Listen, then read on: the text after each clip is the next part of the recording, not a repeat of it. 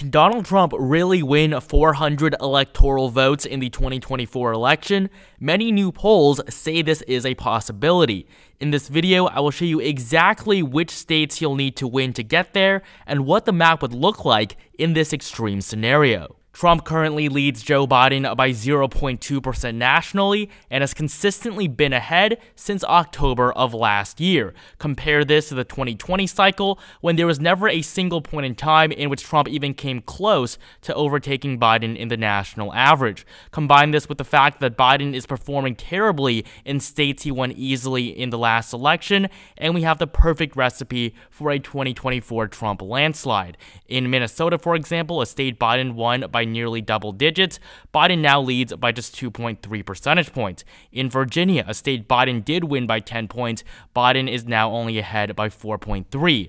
In Maine, a state he won by 9 points, Biden isn't even ahead. Donald Trump is ahead in the polling average. And finally, in New Jersey, a solid blue state, Biden leads by just 7 percentage points according to the latest poll. Coming back to the map, we will begin by filling in the solid states for both candidates. For Joe Biden, he is going to win a whopping 5 states by margins of 12 percentage points or more. They're basically the most liberal states in the country, and they are California, Hawaii, Vermont, Massachusetts, and Maryland. And of course, we cannot forget the District of Columbia, which has voted Democrat in every single election.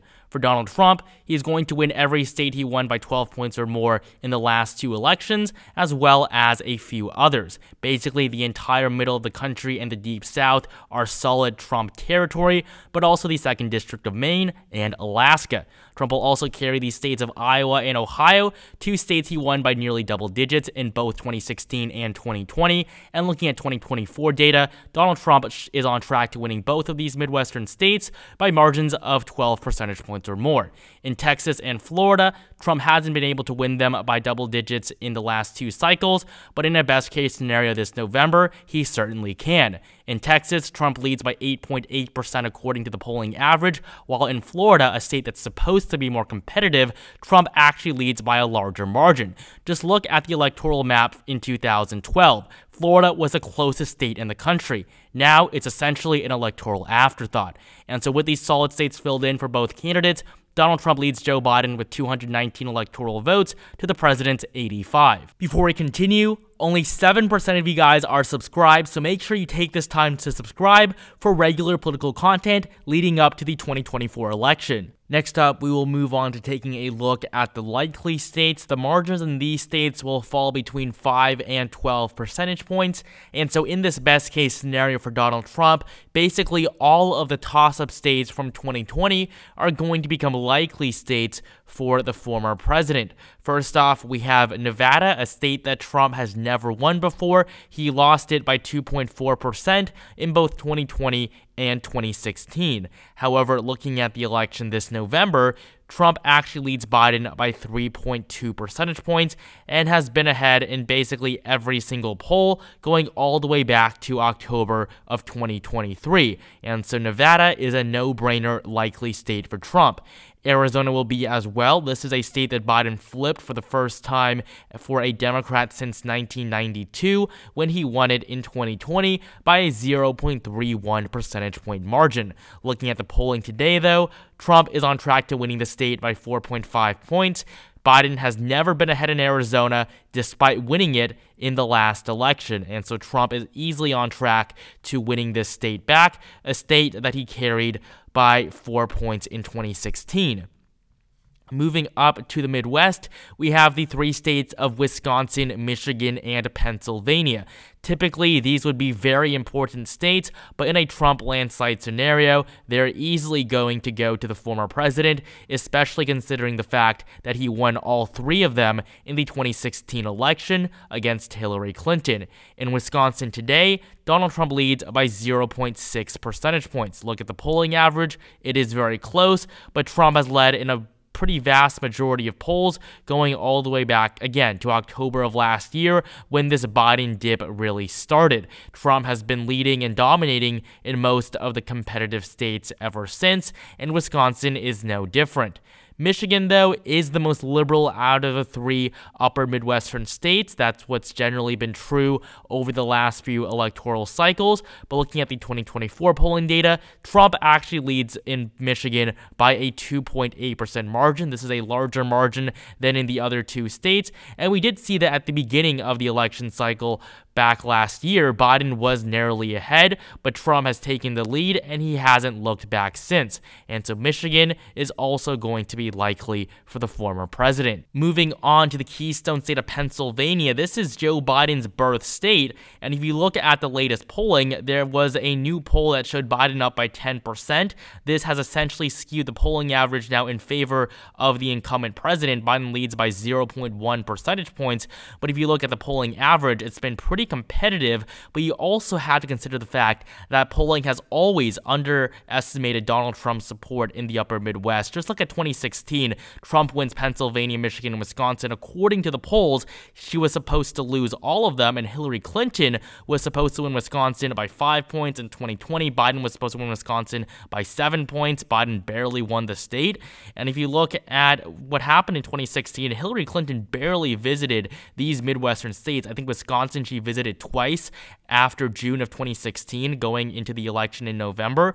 So when you look at how Democrats treated these states in 2016, it was no surprise that they lost them. But in 2020, Joe Biden put so much effort into winning these 3 states back, and when he was 15% more popular than he is right now, he was barely able to actually win them back. So Pennsylvania will be likely for Donald Trump as well. In a best case scenario, he can definitely win the state by at least 5 points. Moving down to North Carolina and Georgia, both of these states were talked about a lot in 2020. North Carolina was supposed to be bluer than Georgia, as was the trend over the last decade. Barack Obama actually won North Carolina in 2008, but didn't really come too close at all in Georgia. But when you look at what's happening now in 2024, there's been a significant shift.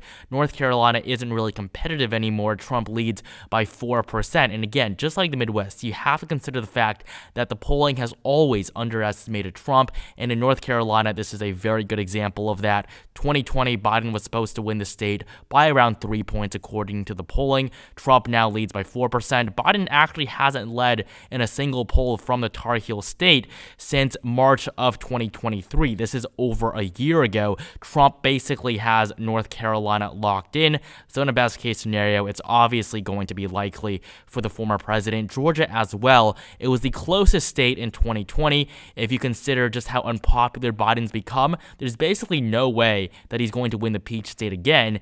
And the latest polling suggests that as well. Trump leads by 3.8% in the state of Georgia. Biden has never really come close to being ahead in the polling average here for the 2024 election. And when you look at the last time Biden led in a poll, it was from November of 2022, because all these polls ahead of it are from 2023. So that's really just how terrible of a position Biden is in right now in Georgia. He's not going to win these 2 states. If he even wants to have a chance at winning the election, it's going to go through the Midwest, because the Sun Belt is basically a lock now for Donald Trump. And with all of the likely states filled in, we're also going to include the 2nd District of Nebraska. Trump will lead with 313 electoral votes. Biden has 1 likely district. That's the 1st District of Maine. And he will also win the state of Delaware. This is Biden's home state. So with the solid and likely states filled in, Biden trails with 89 electoral votes. And so in a best case scenario for Donald Trump, I mean, just look at this map. These are the states that would be decided by margins of 5 points or less.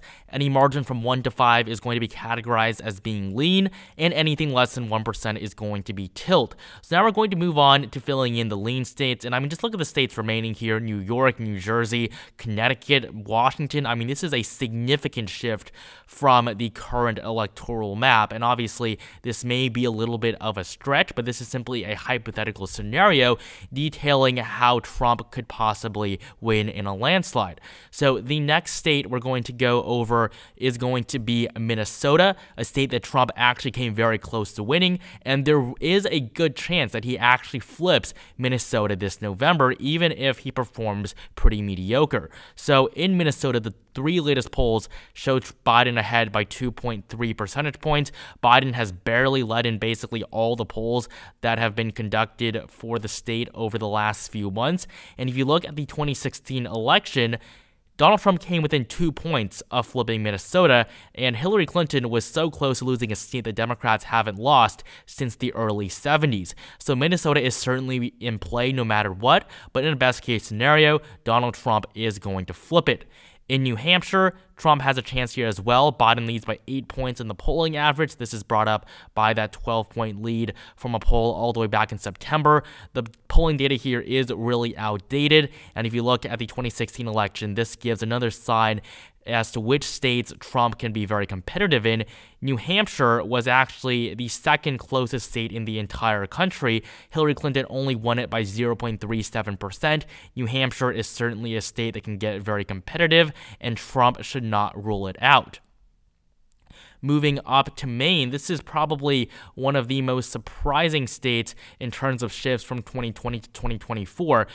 Joe Biden won Maine by a 9-point margin in the last election, but the latest polling shows that Trump is on track to winning the state. Trump actually leads by 6 points in the most recent poll, and this really isn't a fluke. If you look at a poll from November of last year, Biden was only ahead by 1 point statewide.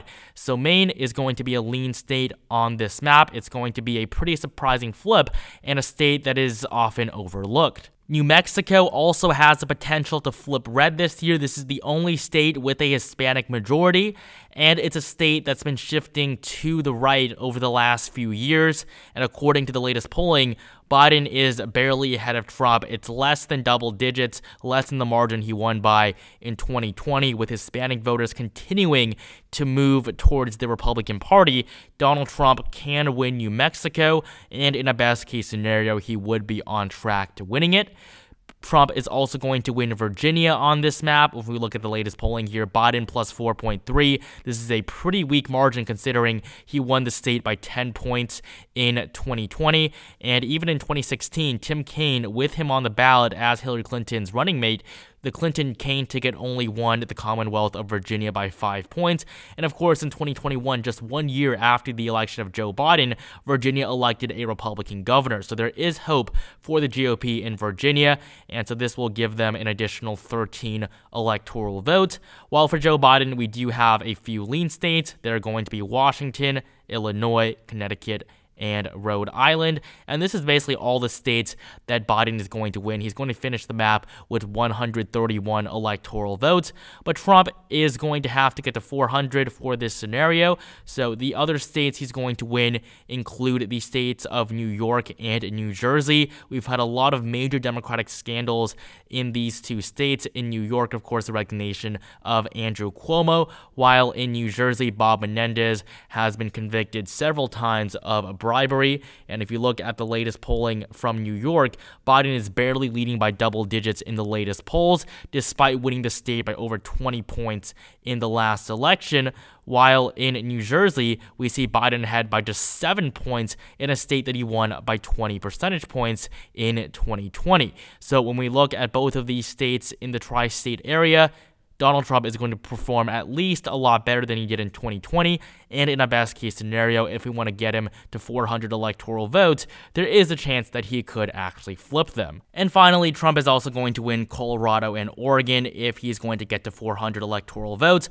Obviously, this is probably not going to happen, but this is what it would look like if Trump wins a 400 electoral vote landslide. Realistically, though, he can win all of the likely and solid states, as well as many of these lean states. The tilt states are definitely a bit of a stretch, but this really goes to show you just how strong of a position Trump is in right now going into the election with less than 7 months to go. Donald Trump 407 electoral votes to Biden at 131 in this best case scenario for the former president. Thank you guys so much for watching, and make sure you subscribe if you haven't, and like this video down below if you enjoyed it.